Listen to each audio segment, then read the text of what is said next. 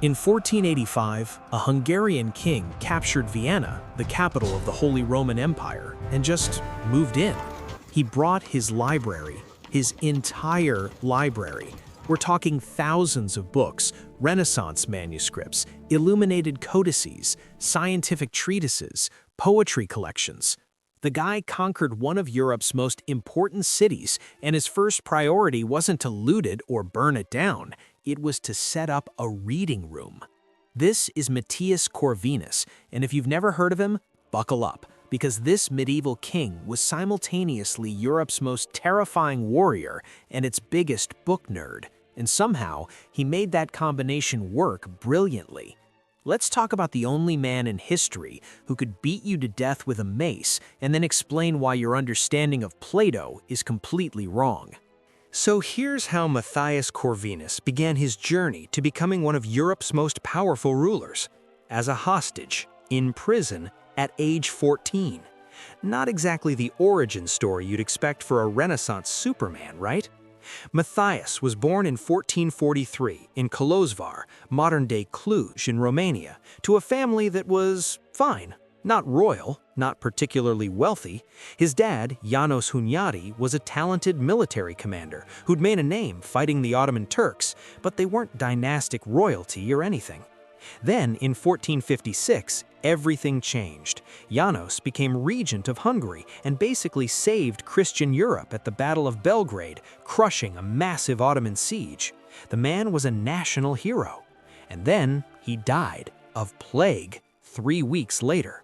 So 15-year-old Matthias and his older brother Laszlo suddenly found themselves as the sons of a dead hero in a kingdom that was politically unstable, full of jealous nobles, and ruled by a paranoid teenage king named Ladislaus V.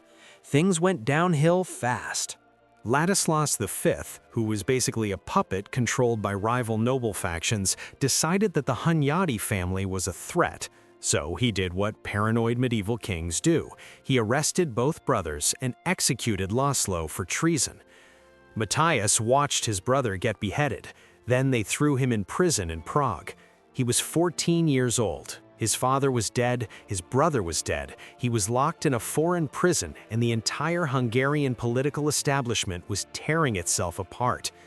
Most teenagers in this situation would have given up, maybe cried a lot, waited for rescue. Matthias, he studied.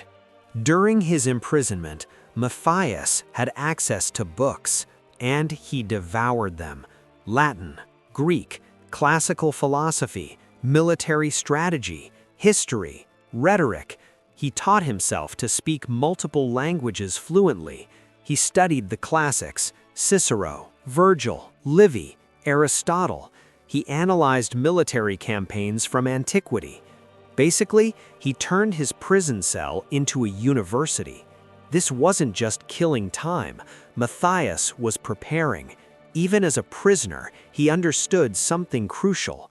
Knowledge was power, and if he ever got out, he'd need every advantage he could get. Then, in 1457, Ladislaus V died suddenly, probably poisoned. Medieval politics were wild. Hungary needed a new king, and here's where things get crazy. The Hungarian nobles, who normally would have picked some established royal with the right bloodline and connections, looked around and said, "You know what? Let's get that imprisoned teenager whose family we just destroyed." On January 24, 1458, a delegation of Hungarian nobles rode to Prague, negotiated Matthias's release, brought him back to Hungary, and elected him king.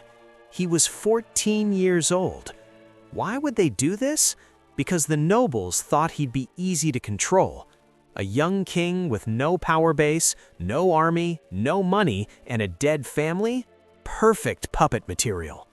They were catastrophically wrong. So Matthias became king at 14, but he had a massive problem. He had no real power. Medieval kings didn't actually control standing armies. They relied on feudal levies, basically nobles who'd show up with their own soldiers when called. Which sounds fine until you realize those nobles could also just not show up, or show up late, or show up and then leave when they got bored. And if you tried to force them, they'd rebel, or assassinate you, or both. Every medieval king dealt with this. It's why monarchy was such a precarious job. But Matthias looked at this system and thought, this is stupid. I'm changing it. In the 1460s, Matthias did something revolutionary. He created a professional standing army paid directly by the royal treasury. Not feudal levies, not nobles' private armies, a permanent professional military force loyal only to the king. He called it the Black Army, Fekete Sereg, and it became the most feared military force in Central Europe. Here's what made it special. Professional soldiers. These weren't peasant conscripts or knights doing feudal duty. These were career soldiers, paid, trained, disciplined. Merit-based promotion. You didn't advance because of your noble birth, you advanced because you were good at your job. Radical concept, I know. Mixed forces, cavalry, infantry, artillery, even early firearms, combined arms warfare before it was cool.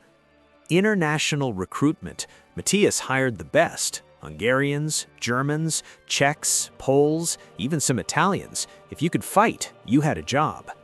At its peak, the Black Army numbered around 28,000 to 30,000 men. That doesn't sound huge by modern standards, but for a permanent standing army in the 1400s, it was unprecedented. Most European kingdoms couldn't field that many soldiers even temporarily. Matthias kept them year-round. Now, professional armies aren't cheap. How did Matthias pay for this? Two ways. Tax reform. He restructured Hungary's tax system to actually collect revenue efficiently. Revolutionary idea, making taxes work. And conquest. The Black Army paid for itself by conquering rich territories and taxing them. Medieval venture capital. And it worked, brilliantly. With the Black Army behind him, Matthias did something no Hungarian king had done in decades. He crushed the rebellious nobles who thought they could control him. One by one, he broke the power of the aristocratic families who'd assumed he'd be their puppet. He didn't execute them all. Matthias was smarter than that. He co-opted some, marginalized others, and made it very clear that the age of nobles dictating terms to the king was over. By his mid-20s, Matthias Corvinus had centralized royal power in Hungary more effectively than any ruler in generations. The teenage prisoner had become an absolute monarch. Now, you'd think Matthias would focus on fighting the Ottoman Empire. His dad had literally died defending Europe from Ottoman invasion. Matthias had grown up hearing about the Turkish threat. And he did fight the Ottomans, successfully. He pushed them back, secured Hungary's southern borders, and even conquered Bosnia. But Matthias had bigger ambitions. The Holy Roman Empire, that messy patchwork of German territories theoretically ruled by an emperor, was in chaos. The emperor, Frederick III of Habsburg, was weak, ineffective, constantly fighting internal rebellions and losing territory. Matthias looked at this situation and saw opportunity.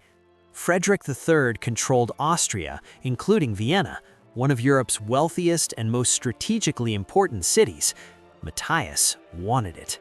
Now, Matthias couldn't just invade Austria without a reason. Medieval politics required at least a pretense of legitimacy. So, he manufactured one. A dispute over dowry payments and treaty obligations. Basically, you owe me money in broke promises. Was it legitimate? Debatable. Did anyone really care? Not particularly. In 1477, Matthias invaded. Taking Vienna wasn't easy. The city was heavily fortified, well supplied, and defended by imperial forces. It took Matthias 5 years of campaigning, 5 years of sieges, battles, negotiations, more sieges. But Matthias had the Black Army, and the Black Army didn't lose. In 1485, Vienna fell. Let's be clear about what just happened. A Hungarian king conquered the capital of the Holy Roman Empire. This was like if the King of Poland suddenly captured Paris, or the King of Denmark took London. It was geopolitically insane. And Matthias didn't just occupy Vienna temporarily. He moved his entire court there, made it his capital, ruled Austria and parts of the Holy Roman Empire directly. For the next 5 years, until his death in 1490, Matthias Corvinus ruled from Vienna as King of Hungary, King of Bohemia, and Duke of Austria.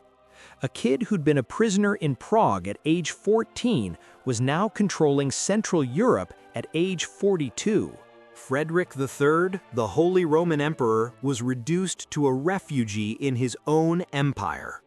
There's a famous saying from the period, "Let others wage war, you, happy Austria, marry." Except in this case, Austria wasn't marrying anyone. Austria was getting conquered by a Hungarian book nerd with a professional army. Frederick III spent the rest of his life trying and failing to retake Vienna. Matthias kept it until he died. Here's where Matthias gets really interesting. Most medieval conquerors were, well, conquerors. They fought wars, expanded territory, built castles, commissioned statues of themselves on horses. Matthias did all that. But he also created one of the finest libraries in Renaissance Europe, patronized scholars and artists, and turned Hungary into a center of humanist learning. He was simultaneously a warrior king and a Renaissance intellectual. Matthias's greatest cultural achievement was the Bibliotheca Corviniana, the Corvinus Library. At its peak, it contained between 2,000 and 3,000 volumes. That might not sound impressive until you remember this is the 1400s. Books were hand-copied manuscripts. Each one took months to produce. They were insanely valuable. For comparison, most European rulers owned maybe a few dozen books. 100 was a massive library. Matthias had thousands. He employed a network of scribes, artists, and scholars across Europe to acquire, copy, and illuminate manuscripts. He collected everything: classical texts, scientific treatises, poetry, philosophy, history, theology. If it was intellectually important, Matthias wanted a copy. The Bibliotheca Corviniana was second only to the Vatican Library in size and quality. A Hungarian king ruling from a kingdom most Western Europeans considered a frontier backwater had created a library rivaling Rome's. Matthias didn't just collect books, he used them. He surrounded himself with humanist scholars, he debated philosophy, he discussed military strategy through the lens of classical texts. His court in Buda, and later Vienna, became a magnet for Renaissance intellectuals. He hired Italian architects to redesign his palaces in Renaissance style. He commissioned artwork, he funded scholars. One contemporary described Matthias's court as a second Athens. Here's the thing about Matthias. He was genuinely both. He wasn't a warrior who dabbled in books. He wasn't a scholar who happened to fight wars. He was equally committed to both. He could spend the morning planning a military campaign and the afternoon discussing Cicero's rhetoric. He personally led his armies into battle, and he also personally selected manuscripts for his library.